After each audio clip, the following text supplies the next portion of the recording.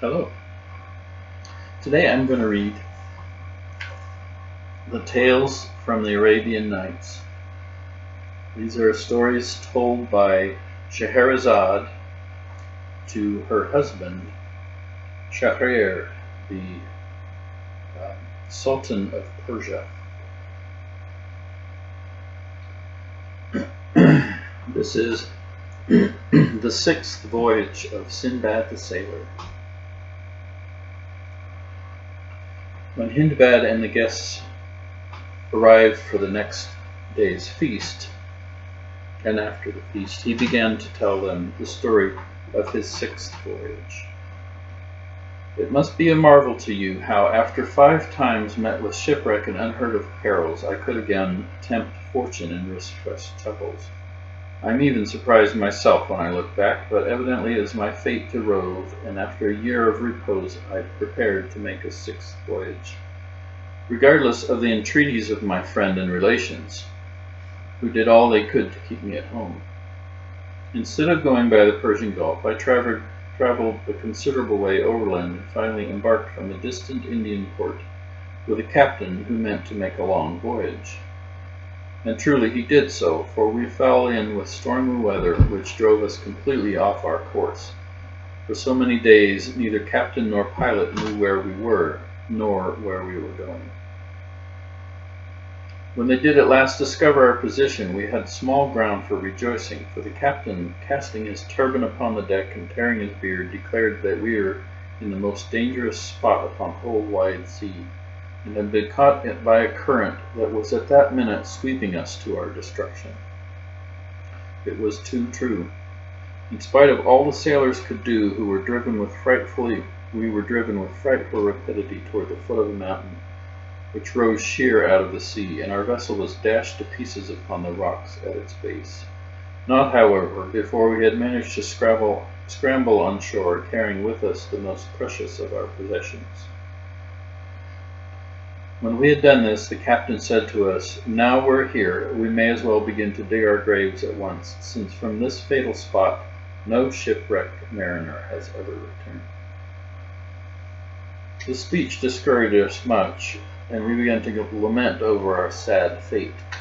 The mountain formed the seaward boundary of a large island, and the narrow strip of rocky shore upon which we stood was strewn with the wreckage of 1,000 gallant ships, while the bones of luckless mariners shone white in the sunshine. We shuddered to think how soon our own would be added to the heap. All around, too, lay vast quantities of the costliest merchandise, and treasures were heaped in every cranny of the rocks. But all these only added to the desolation of the scene. It struck me as very strange that a river of clear, fresh water which gushed out from the mountain, not far from where we stood, instead of flowing into the sea as rivers generally do, turned off sharply and flowed out of sight under a natural archway of rock. And when I went to examine it more closely, I found that inside the cave the walls were thick with diamonds and rubies and masses of crystal, and the floor was strewn with ambergris. Here, then, upon this desolate shore, we abandoned ourselves to our fate, for there was no possibility of scaling the mountain, and if a ship had appeared, it could only have shared our doom. The first thing our captain did was to divide equally among us all the food we possessed, and then the length of each man's life depended on the time he could make his portion last. I myself could live upon very little. Nevertheless, by the time I had buried the last of my companions, my stock of provisions was so small, I hardly thought I should live long enough to dig my own grave, which I set about doing. I regretted bitterly the roving disposition which was always bringing me into such straits, and thought longingly of all the comfort and luxury I had left. But luckily for me, the fancy took me to stand once more beside the river where it plunged out of sight in the depths of the cavern. And as I did so, an idea struck me. This river, which itself hid underground, doubtless emerged again at some distant spot. Why should I not build a raft and trust myself to its swiftly flowing waters? If I perished before I could reach the light of day once more, I should be no worse off than I was now, for death stared me in the face. while there was always the possibility that as I was born under a lucky star I might find myself safe and sound in some desirable land. I decided at any rate to risk it, and speedily built myself a stout raft of driftwood with strong cords, of which enough and to spare lay strewn upon the beach. I then made up many packages of rubies, emeralds, rock crystal, ambergris, and precious stuffs, and bound them upon my raft, being careful to preserve the balance. Then I seated myself upon it, having 2 small oars that I had fashioned laid ready to hand, and loosened the cord which held it to the bank. Once out in the current, my raft flew swiftly under the gloomy archway, and I found myself in total darkness, carried smoothly forward by the rapid river. On I went, as it seemed to me, for many nights and days. Once the channel became so small I had a narrow escape from being crushed against the rocky roof, and after that I took a precaution of lying flat upon my precious bales. Though I only ate what was absolutely necessary to keep myself alive, the inevitable moment came when, after swallowing my last morsel of food, I began to wonder if I must, after all, die of hunger. Then, worn out with anxiety and fatigue, I fell into a deep sleep. And when I again opened my eyes, I was once more in the light of day. A beautiful country lay before me, and my raft, which was tied to the river bank, was surrounded by friendly black men. I rose and saluted them, and they spoke to me in return, but I could not understand a word of their language. Feeling perfectly bewildered by my sudden return to life and light, I murmured to myself in Arabic, "Close thine eyes, and while thou sleepest, Heaven will change thy fortune from evil to good." One of the natives, who understood this tongue, then came forward, saying, "My brother, be not surprised to see us. This is our land, and as we came to get water from the river, we noticed your raft floating down it. One of us swam out and brought you to shore. We have awaited your awakening. Tell us now whence you came and where you were going by that dangerous way." I replied that nothing would please me better than to tell them, but that I was starving and would fain eat something first. I was soon supplied with all I needed, and having satisfied my hunger, I told them faithfully all that had befallen me. They were lost in wonder at my tale. When it was interpreted to them, and said that adventures so surprising must be related to their king, only by the man to whom they had happened. So, procuring a horse, they mounted me upon it, and we set out, followed by several strong men carrying my raft, just as it was, upon their shoulders. In this order we marched into the city of Sinbad, where the natives presented me to their king, whom I saluted in Indian fashion, prostrating myself at his feet and kissing the ground. But the monarch bade me rise and sit beside him, asking first what was my name. "I am Sinbad," I replied, "whom men call the sailor, for I have voyaged much upon many seas."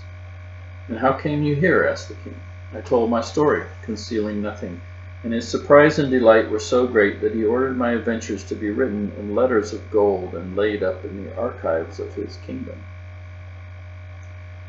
Presently my raft was brought in. The bales opened in his presence, and the king declared that all his treasury there were no such rubies and emeralds as those which lay in great heaps before him. Seeing that he looked at them with interest, I ventured to say that I myself and all I had were at his disposal, but he answered me, saying, "Nay, Sinbad, heaven forbid that I should covet your riches. I will rather add to them, for I desire that you should not leave my kingdom without some token of goodwill." He then commanded his officers to provide me with a suitable lodging at his expense, and sent slaves to wait upon me in carrying my raft and my bales to my new dwelling place. You may imagine that I praised his generosity and gave him grateful thanks, nor did I fail to present myself daily at an audience chamber. And for the rest of my time I amused myself in seeing all that was most worthy of attention in the city. The island of Sinbad being situated on the equatorial line, the days and nights here are of equal length. The chief city is placed at the end of a beautiful valley, formed by the highest mountain in the world. which is in the middle of the island. I had the curiosity to ascend to its very summit, for this is the place to which Adam was banished out of paradise. Here are found rubies and many precious things, and rare plants grow abundantly, also cedar trees and cocoa palms. On the seashore and at the mouths of the rivers, the divers seek for pearls, and in some valleys diamonds are plentiful.